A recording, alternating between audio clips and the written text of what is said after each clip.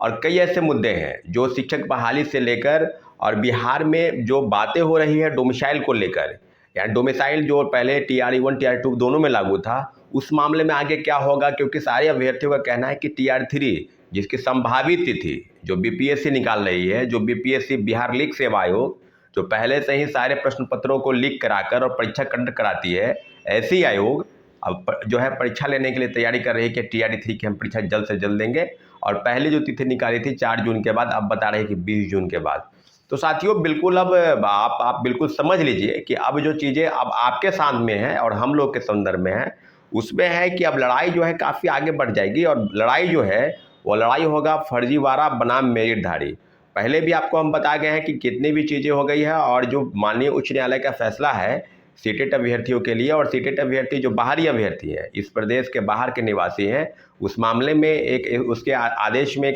मतलब एक कार्रवाई करते हुए उन्होंने स्पष्ट कहा है कि जो बाहरी लोग हैं उनको आवासीय, आय, जाति और जो भी अपना एजुकेशनल क्वालिफिकेशन का डॉक्यूमेंट है सब, और अपने सब अब अभी प्रमाणित यानी सेल्फ अटेस्टेड फोटो, आधार कार्ड सब लगाकर और आपको जमा करने हैं। तो ये तो हो चुका है ना भाई, औरंगाबाद से लेकर पूर्णिया, मुजफ्फरपुर से लेकर मोतिहारी और नालंदा से लेकर जहानाबाद, और सब जगहों से जो चीज़ें आ रही है कि जिला शिक्षा पदाधिकारी के स्तर से आवेदन जो है वो निकाले गए हैं। और आवेदन के माध्यम से जो नोटिस है उसमें है कि आपको जो लोग TRE 1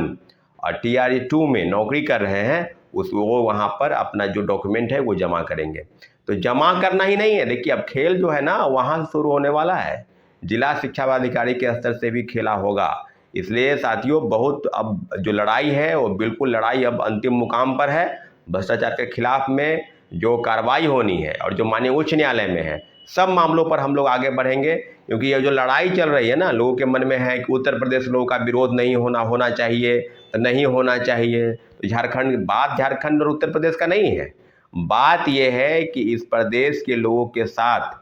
इस स्टेट के मुख्यमंत्री और उप मुख्यमंत्री जो उस समय सोचते थे कि हम प्राइम मिनिस्टर बन जाएंगे, उत्तर प्रदेश के किसी सीट से लड़ लेंगे और हम प्रधानमंत्री बन जाएंगे, इंडिया गठबंधन के चेहरा बन जाएंगे, संयोजक बन जाएंगे, पता नहीं क्या क्या ख्वाब पाल लिए। और जो माननीय मुख्यमंत्री जी के आसपास कुछ रहने वाले लोग हैं, अफसरशाही जो लगाम बेलगाम हो चुकी है, पता नहीं उनको कौन सा घुट्टी और कौन सा उनको इंजेक्शन दिया गया ताकि वो जो है, पहले डोमिसाइल लागू था फिर डोमिसाइल को ख़त्म कर दिया गया। तो ये तेजस्वी यादव का भी जो ये बात बोल रहा है ना घूम घूम के कि हमको तो ये दोनों चाचा और भतीजा का दोनों फेल्योर है, दोनों के सिस्टम से इस तरह की चीज़ें हुई है। डोमिसाइल जो है हटाना, और आज जो है 57% जो 35% आरक्षण इस प्रदेश की महिला यानी मूल कोटि की महिला को आरक्षण मिलना चाहिए,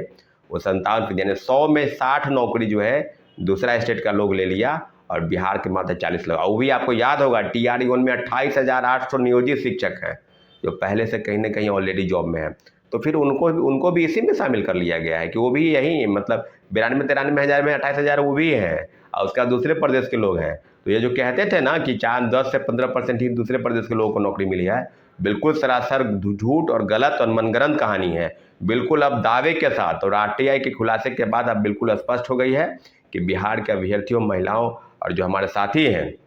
उनके साथ जो अन्याय हुआ है, उस अन्याय के खिलाफ एक लड़ाई, एक बिगुल फूंकने की ज़रूरत है साथियों। और आने वाले वर्ष में, आने वाले समय में जो चीज़ें होने वाली है, इस प्रदेश के कोई भी एजेंसी परीक्षाएं जो है वो बिल्कुल, अभी देखिए कल एक रात में नोटिस आया, आप भी देखे होंगे कि इंटरमीडिएट की जो परीक्षाएं हैं इंटर स्तरीय, उसमें BSSC ने फिर नोटिस निकाला है